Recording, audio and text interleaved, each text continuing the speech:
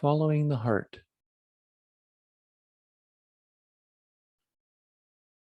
Following the heart.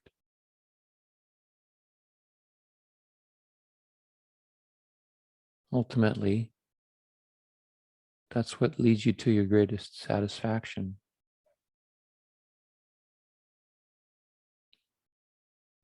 That's what will lead you to your greatest joy. Oh, sure, you think your heart doesn't have anything to say. How can your heart think? Your heart just pumps blood. Your heart hurts when you're sad. But does it think?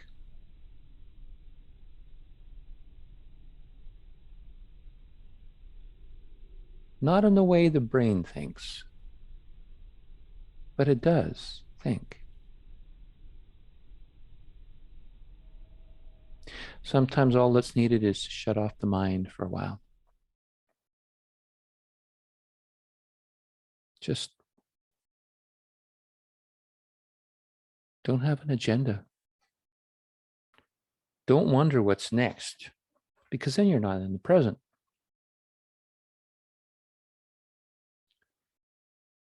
Just relax. Take a breath. And feel.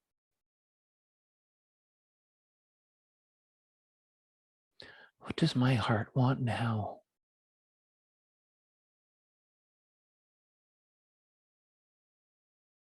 And now. How about now? It can be the same, or it can change drastically from moment to moment.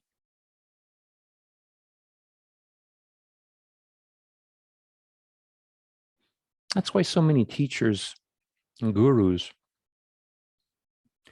talk about getting connected with nature. Because in nature, all there is now.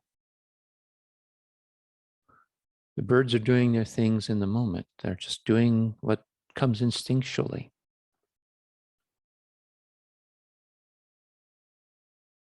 And yet somehow,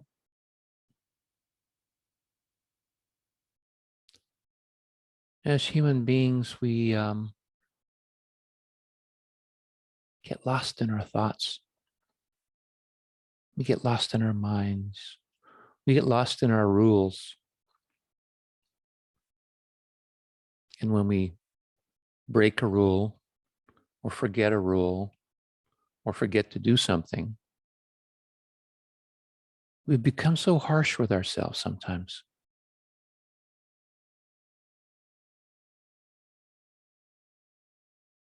Really unnecessary energy, really.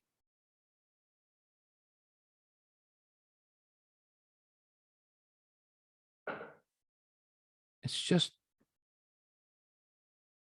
feeling. There's no agenda.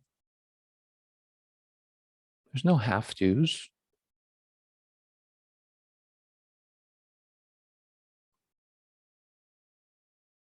There's no going to be's. There's no goals, no visions, no dreams.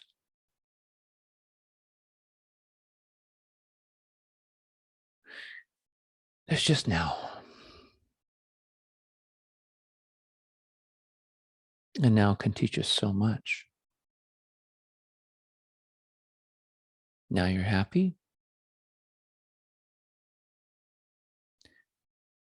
Now you're sad. Now you're curious.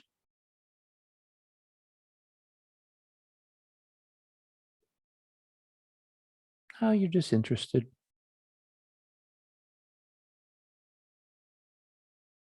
But what about your heart? Spend more time with your heart.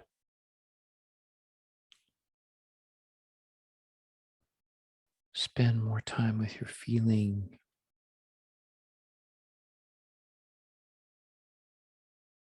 What's your body telling you?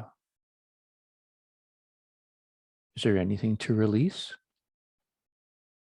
Is there anything stuck there in your body? Sometimes there is.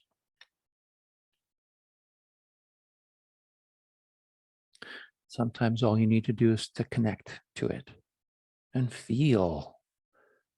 Just feel. You don't have to blame yourself for feeling whatever you feel, or angry, or self-critical, or stop yourself. Say, I shouldn't feel that way. No, no, no. I've got to change it. No, you don't. No, you don't. There's a wisdom in your heart. There's a wisdom in your feelings. There's a wisdom in being present and being in the expression. And it can show you everything.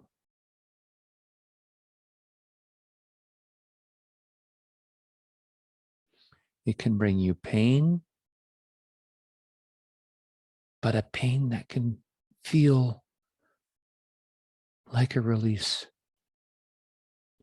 It can bring you ecstatic joy. It can bring you sentiment. It can bring you love. It can bring you peace. And so much more.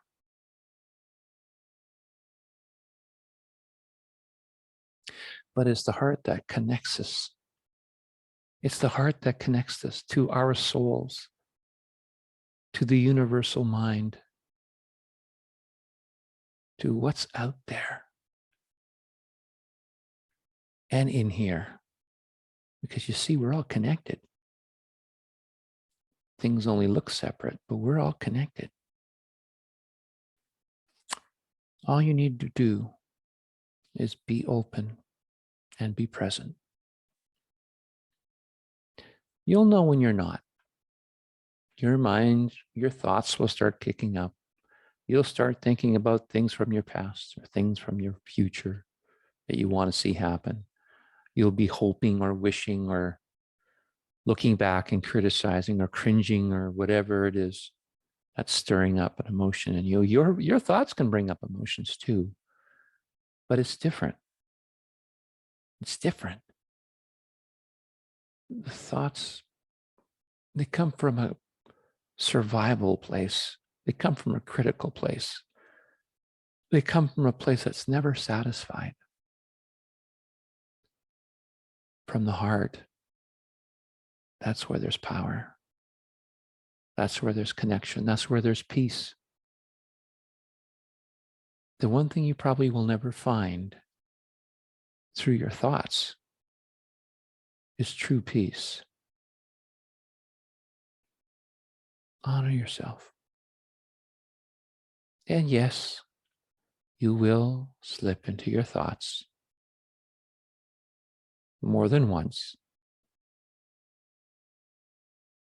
But that's okay. It's just a practice. It's not an opportunity for you to berate yourself. It's just a chance to reconnect with your trueness. It is a gift that we all have and that you can have too. And there's no worry there. Worry only exists in your mind, in your thoughts, and maybe in your body too. You can store your worry and your fears and your concerns and your guilt and all those other things. But in your heart, there's a quiet freedom, a quiet freeingness. It's a place where you can discover your own trust in yourself.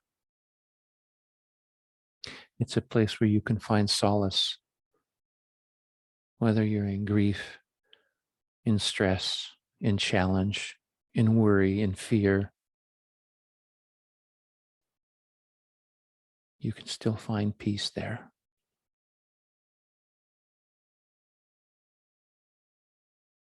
Don't underestimate that, for it is the true you. I love you so. Thank you.